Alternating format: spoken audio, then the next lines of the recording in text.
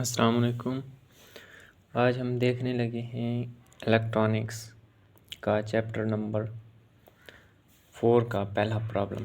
ठीक है, ये 11th एडिशन है electronic devices and circuit theory का। ठीक है, तो इसके हम प्रॉब्लम सॉल्व करने लगे हैं। तो हमें प्रॉब्लम दिया गया है फॉर फिक्स्ड पॉइस कॉन्फ़िगरेशन। ठीक है, इसमें हमने फाइंड करना है ये आई बी क्यू।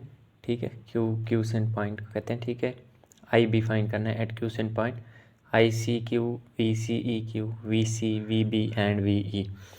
तो ये फिगर मैंने बनाई हुई है। सबसे पहले हमने आई बी फाइंड आउट करना है। ठीक है, तो आई बी फाइंड आउट करने के लिए हम क्या करते हैं, हम यहाँ से वी सी सी से स्टार्ट करते हैं और के वी एल अप्लाई कर देते हैं। ठीक है, तो के वी एल अप्लाई करने के वो इस तरह करते हैं वी सी सी। ठीक है, यहाँ से यहाँ माइनस, यहाँ पे जो करंट होगा वो बेस से कनेक्टेड है तो बेस करंट होगा, तो इसको आई बी क्यू कह देता हूँ मैं। ठीक है, इनटू आर, यहाँ पे पोटेंशियल ड्रॉप होगा बेस और इमीटर के दरमियान। ठीक है, minus V B E is equal to zero. आगे इमीटर पे कोई रेजिस्टेंस नहीं है तो वो डायरेक्ट हमने ज़ीरो कर दिया। अब यहाँ से हमने आई बी क्यू फाइंड करना है। ठीक है, तो आई बी क्यू को दूसरी तरफ ले जाते हैं। ठीक है, I B Q is equal to, ये दूसरी तरफ जाकर पॉजिटिव हो जाएगा, is equal to V C C minus V B E over R. ठीक है, ये स्टेप मैंने डायरेक्ट कर दिया, ये दूसरी तरफ पॉजिटिव हुआ और आर फिर अगेन इस तरफ आकर डिवाइड हो गया। ठीक है, तो यहाँ से हमने आई बी फाइंड आउट कर लेना है। तो आई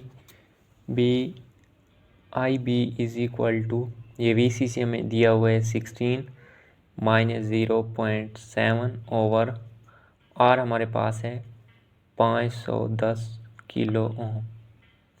जब हम इसको सॉल्व करेंगे तो हमारे पास आंसर आ जाएगा 3×10⁻⁻5 एम्पेयर। ठीक है, इसको हम माइक्रो में कन्वर्ट कर लेते हैं तो वो बन जाएगा 30 माइक्रो एम्पेयर।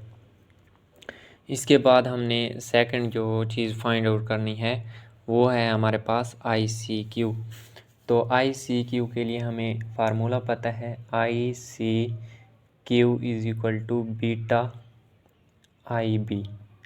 ठीक है, बीटा हमें दिया हुआ है 120 ये।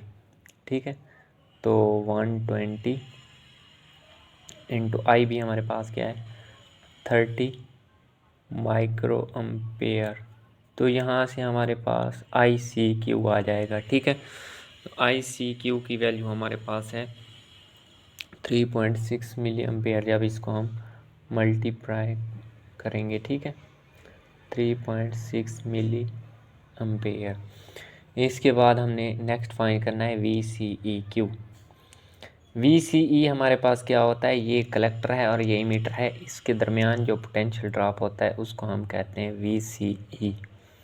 तो फॉर क्यूसेंट पॉइंट हम इसको कह देते हैं वी सी ई क्यू। तो अब हम ये लूप सॉल्व करते हैं, वी सी से स्टार्ट करते हैं।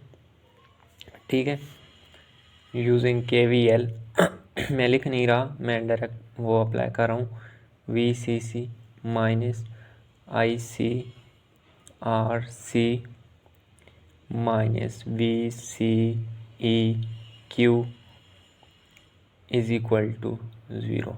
ठीक है, यहाँ से हमने क्या फाइंड आउट करना है, वी सी ई क्यू। तो डायरेक्ट हम इसको दूसरी साइड पे ले जाते हैं, V C E Q is equal to V C C minus I C R C. हमें ये सारी चीज़ें नोन है। ठीक है, 16 माइनस आई सी क्यू, ये अभी हमने फाइंड किया है 3.6 मिली एम्पेयर, और आर सी हमारे पास है 1.8 किलो ओम।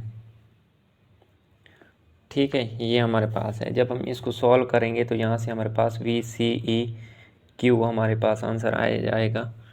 ठीक है, जो कि है हमारे पास 9.52 वोल्ट। ठीक है, इसके बाद हमने सॉल्व करना है फॉर वी सी। को फाइंड आउट करना है। हमें पता है, ठीक है, V C E is equal to V C minus V E.